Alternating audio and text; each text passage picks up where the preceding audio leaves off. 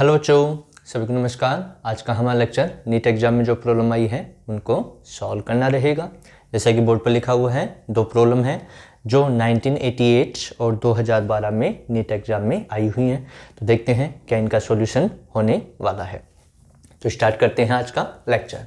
तो देखिए, पहली प्रॉब्लम है, starting from rest a body slides down a 45 degree inclined plane in twice the time it takes to slide down the same distance. In the absence of friction, the coefficient of friction between the body and the inclined plane is. यानी कि क्या कह रहा है, देखिए इसका solution. थोड़ा सा डायग्राम बना देता हूँ, फिर समझ में आ जाएगा। हमें ये कह रहा है कि ये एक इंक्लाइन प्लेन हम ले लें। ये एक इंक्लाइन प्लेन हमने ले लिया। इस इंक्लाइन प्लेन का एंगल दिया हुआ है 45 डिग्री और यहाँ पर कोई ब्लॉक रखा हुआ है जिसका मास मान लिया m है। ठीक है, अब ये दो कंडीशन में आ रहा है। एक तो नीचे आ रहा है जब फ्रिक्शन हो इस सरफेस पे, और एक बिना फ्रिक्शन के। जब फ्रिक्शन के साथ में नीचे आ रहा है तो उसमें जो समय लग रहा है, उसमें जो टाइम लग रहा है, वो अब्सेंस ऑफ फ्रिक्शन का डबल टाइम लग रहा है। ठीक है, तो हमें कोफिशिएंट ऑफ फ्रिक्शन बताना है। तो पहली कंडीशन मान लें कि जो ब्लॉक है उसका जो फ्रिक्शन है, यहाँ पर ये जो सरफेस है इसका फ्रिक्शन कोफिशिएंट कितना है, म्यू के इक्वल है। तो अब इसको हम डायग्राम को सॉल्व करते हैं फ्री बॉडी डायग्राम के अकॉर्डिंग। तो यहाँ पर देखिए, ये 45 डिग्री एंगल है तो mg तो इधर लगा है इस पर, और इस mg का इधर कंपोनेंट आएगा जो कितने डिग्री पे होगा, 45 डिग्री पे होगा, जिसको हम लिख सकते हैं mg cos 45 डिग्री। और इधर इस पे जो कंपोनेंट आएगा उसको लिखा जाएगा mg sin 45 डिग्री। ये हो गया, और ये हो गया इसके नॉर्मल। ये क्या हो गया, नॉर्मल। अब जो प्लेन है ये, इस प्लेन का कोफिशिएंट, फ्रिक्शन कोफिशिएंट म्यू है, तो इस पर इस डायरेक्शन में इधर क्या लगेगा, फ्रिक्शन फोर्स लगेगा। क्या लगेगा, फ्रिक्शन फोर्स। ठीक है, तो अब इसको फ्री बॉडी डायग्राम हम बनाएं और इसको सॉल्व करके देखें। तो देखिए, इस mg sin 45 के कारण ये डाउनवर्ड डायरेक्शन में आएगा, इधर इसका एसिलेशन होगा। तो ये फोर्स जो है, फ्रिक्शन फोर्स, इसकी वैल्यू इससे कम होगी। ठीक है, दूसरा n है वो mg cos 45 डिग्री को बैलेंस करेगा। तो फ्री बॉडी डायग्राम के अकॉर्डिंग न्यूटन्स लॉ जो कहता है वो F इक्वल्स टू क्या होता है, m इंटू ए, यानी कि नेट फोर्स है वो किसके इक्वल होगा, m इंटू ए के इक्वल होगा। तो यहाँ पर नेट फोर्स हम निकालें तो नेट फोर्स कितना लिखा जाएगा, F इक्वल्स टू, ये ज़्यादा है ये कम है तो ये लिखा जाएगा mg साइन 45 डिग्री माइनस में स्मॉल f, जहां स्मॉल f क्या है, फ्रिक्शन फोर्स।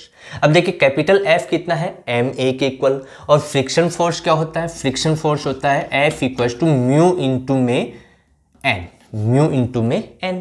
n कितना हमारा, n है mg cos 45, यहां लिख देता हूं n कितना हमारा, mg cos 45 डिग्री, ये है। तो ये n की वैल्यू यहां रख दें तो F फ्रिक्शन फोर्स कितना आ गया, म्यू mg cos 45 डिग्री, और f हमें गिवन है ma, तो ये f की वैल्यू यहाँ रख दें और स्मॉल f की वैल्यू यहाँ रख दें। तो हमारी इक्वेशन क्या आएगी, ma equals to mg sine 45 degree minus में ये हमारे पास है म्यू mg cos 45 डिग्री। तो यहाँ से देखिए m से m कैंसिल हो रहा है इस इक्वेशन में, तो एसिलेशन आ जाएगा हमारे पास। एसिलेशन कितना है, देखिए एसिलेशन आ गया a equals to g sine 45 degree minus ये आ जाएगा म्यू g cos 45 डिग्री। ये आ गया हमारे पास, यानी कि एसिलेशन आ चुका है। ठीक है, अब एसिलेशन हमें चाहिएगा तो इसको मैं साइड में लिख लेता हूँ कि एसिलेशन कितना होगा। इसको मैं रफ कर दूँ, यहाँ तक हमारा थोड़ा पोर्शन हुआ। अब आगे देखें क्या आएगा इसमें। तो एसिलेशन की वैल्यू है, मैं यहाँ लिख देता हूँ, a इक्वल्स टू कितना आया हमारे पास, g sine 45 degree minus mu g cos 45 degree. ये हो गया। अब मान लो ब्लॉक यहाँ से यहाँ तक आ रहा है, वो डिस्टेंस है s, हमने मान ली वो s है, और यहाँ से जब यहाँ तक आ रहा है उसको टाइम लग रहा है t1। कितना लग रहा है T1 टाइम। क्यों? क्योंकि वो पहले फ्रिक्शन वाले सरफेस पे आ रहा है। फिर दूसरी कंडीशन हम विदाउट फ्रिक्शन वाली करेंगे, तो पहले हम फ्रिक्शन वाली कर रहे हैं। तो यहाँ पर डिस्टेंस हमें पता है, न्यूटन सेकंड इक्वेशन से हम निकाल सकते हैं S इक्वल्स टू ut प्लस हाफ AT स्क्वायर। अब देखिए क्वेश्चन में क्या कर रहा है, स्टार्टिंग फ्रॉम रेस्ट से वो स्टार्ट कर रहा है, तो यानी कि उसकी इनिशियल वेलोसिटी कितनी है 0, तो इसमें u तो कितना हो गया 0, तो s इक्वल्स टू आ गया हमारे पास 1/2 AT स्क्वायर। तो यहाँ से देखिए t निकाला जा सकता है, 2 का इधर मल्टीपल करेंगे तो t स्क्वायर आएगा हमारे पास 2s/a। तो t कितना आ गया, देखिए t आ गया हमारे पास √2s/a। लेकिन ये तो t हमें लेना था, t हमने निकाल लिया, लेकिन ये फ्रिक्शन वाली सरफेस है तो इसके लिए हमने मान लिया टाइम कितना लगा T1, कितना लगा T1। तो T1 इसको लिख सकता हूँ, तो T1 इक्वल्स टू आएगा हमारे पास √2s/a। ये हो गया, ठीक है। a की वैल्यू यहाँ से यूज कर सकते हैं क्योंकि एसिलेशन निकाल लिया, तो टाइम आ जाएगा हमारे पास। तो कितना टाइम आएगा, देखिए T1 इक्वल्स टू क्या आएगा, √2s/ में एसिलेशन कितना है g sine 45 degree minus mu g cos 45 degree, ये हो गया, ठीक है। ये T1 की वैल्यू आ गई। ये T1 कब था, जब सरफेस कैसा था, फ्रिक्शन था, सरफेस में फ्रिक्शन था जिसका कोफिशिएंट कितना था, म्यू के इक्वल। अब वो क्या कर रहा है, बिना फ्रिक्शन के भी उतनी ही डिस्टेंस कवर कर रहा है वो, और उसको मान लो टाइम लगा T2, कितना टाइम लगा T2। तो उसके लिए यदि हम सॉल्व करें तो क्या हमें देखने को मिलेगा, तो इसको रफ कर दें। तो जब फ्रिक्शन लेस है, यानी कि जब सरफेस में फ्रिक्शन नहीं है और उसको टाइम लगा T2, कितना टाइम लगा T2, तो T2 टाइम निकाल सकते हैं। कैसे निकाल सकते हैं, इसी इक्वेशन से, जो यहाँ पर T1 लिखा हुआ है, इसी इक्वेशन से हम T2 निकाल सकते हैं। क्या निकाल सकते हैं, T2। कैसे, क्योंकि यहाँ पर अब फ्रिक्शन लेस है, तो फ्रिक्शन लेस में म्यू कितना हो गया, 0 हो गया, तो ये टर्म कितनी हो जाएगी, 0 हो जाएगी। तो फ्रिक्शन, अब्सेंस ऑफ फ्रिक्शन हम लिख सकते हैं absence of friction. Absence of friction में टाइम लगा उसको T2, कितना लगा, T2 टाइम लगा। तो T2 कितना आ जाएगा, देखिए T2 आ जाएगा √2s और ये वैल्यू 0, म्यू की वैल्यू 0, तो ये टोटल टर्म 0 हो गई।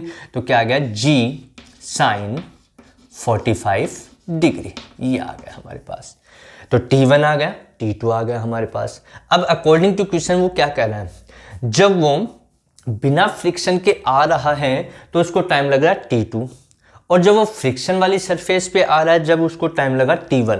लेकिन जो T1 है वो इसका डबल है, ट्वाइस है, यानी कि बिना फ्रिक्शन के जो टाइम लगा उसका डबल, यानी कि अकॉर्डिंग टू क्वेश्चन हमें दिया हुआ T1 equals to twice T2, ये दिया हुआ है, ठीक है। अकॉर्डिंग टू क्वेश्चन ये कह रहा है कि देखें क्या कह रहा है, slide down a 45 degree inclined plane in twice the time it takes to slide down the same distance in the absence of friction, यानी कि फ्रिक्शन के अब्सेंस में जो टाइम वो ले रहा है वो कितना है, उसका डबल है।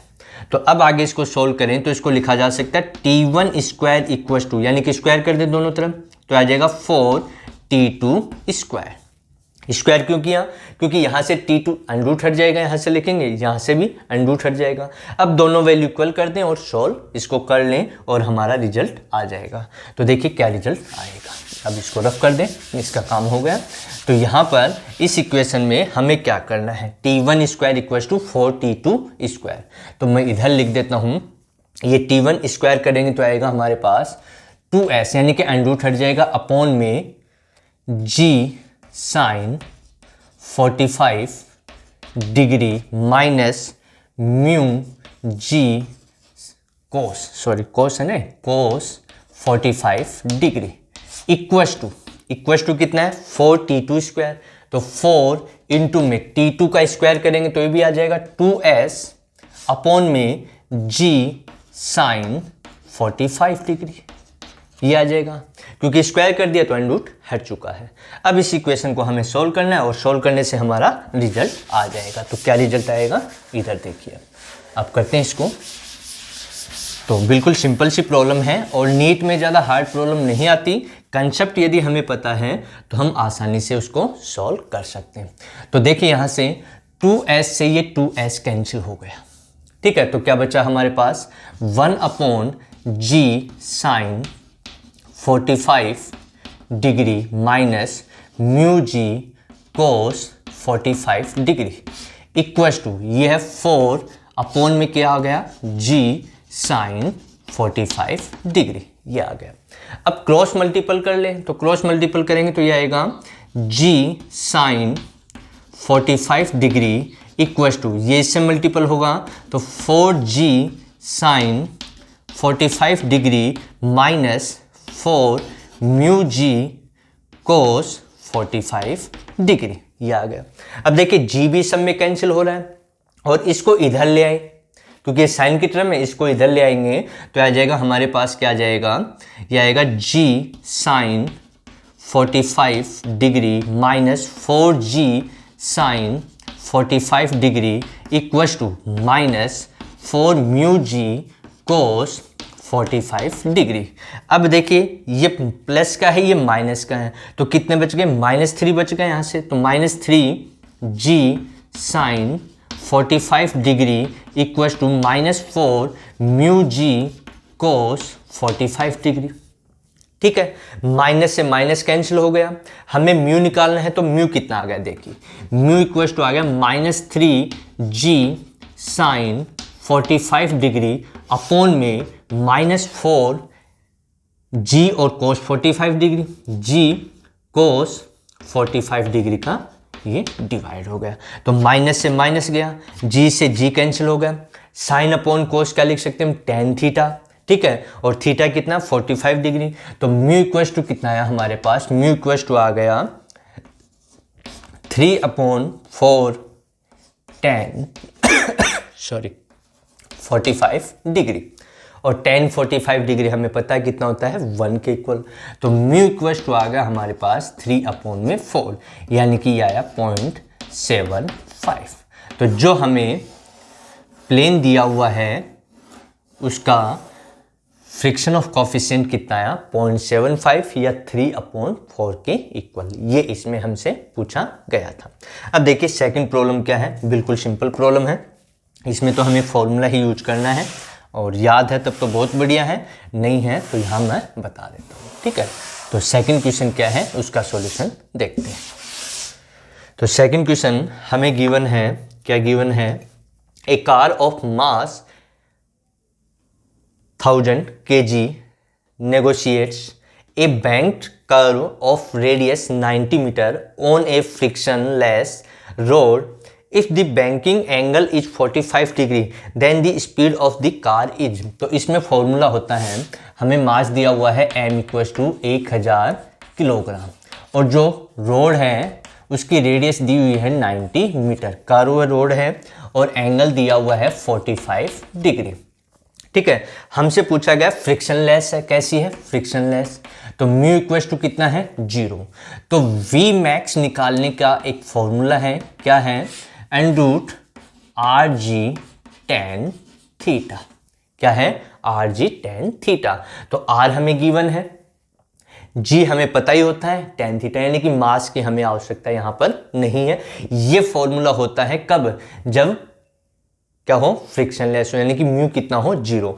तो अब वैल्यू पुट करेंगे, मैक्सिमम के लिए होता है ये जो वैल्यू, या v भी लिख सकते हैं इसको कि v हमसे पूछा गया तो v। तो ये आया हमारा v इक्वल्स टू √R की वैल्यू कितनी है देखिए 90 इंटू g की वैल्यू हमें पता है tan यूज कर ले, और tan थीटा, थीटा कितना 45 डिग्री, तो tan 45 डिग्री, tan 45 डिग्री, और tan 45 डिग्री कितना होता है 1 होता है। तो v इक्वल्स टू कितना हो गया √90 इंटू में 10, ये हो गया, ठीक है, ये 1 हो गया। तो इसको सोल्व करेंगे तो ये हो गया हमारे पास 900, और 900 का अंडरूट लेंगे तो कितना आ जाएगा आपके पास 30 मीटर पर सेकंड। ये उस कार की स्पीड हो जाएगी जिसमें कर्व है, और उसका एंगल हमें दे रखा है 45 डिग्री, और रेडियस दे रखे 90 मीटर, और मास उसका ये 1000 kg दिया हुआ है, तो हमें मास की यहाँ पर रिक्वायरमेंट नहीं है, तो इस फॉर्मूले से हम सॉल्व करेंगे। तो उस कार की मैक्सिमम जो स्पीड है वो कितनी होगी, 30 मीटर पर सेकंड के इक्वल। इस स्पीड से यदि वो चलेगा तो सेफ निकल जाएगा, इससे ज़्यादा यदि करेगा तो क्या होगा, ठीक है, तो वो स्लिप हो सकता है, तो वहाँ पर दुर्घटना वगैरह होने की पॉसिबिलिटी बढ़ जाएगी। तो वहाँ पर कोफिशिएंट आते हैं अलग अलग, तो ये कार आपका कर्व दिया हुआ हो, कोफिशिएंट हो, तो उसके लिए हम आगे जब लेक्चर आएगा उसमें डिस्कशन करेंगे। तो प्यारे बच्चों, ये हमारा आज का लेक्चर था जिसमें 2 प्रॉब्लम हमने सॉल्व की जो 1988 और 2012 नीट एग्जाम में आई हुई है।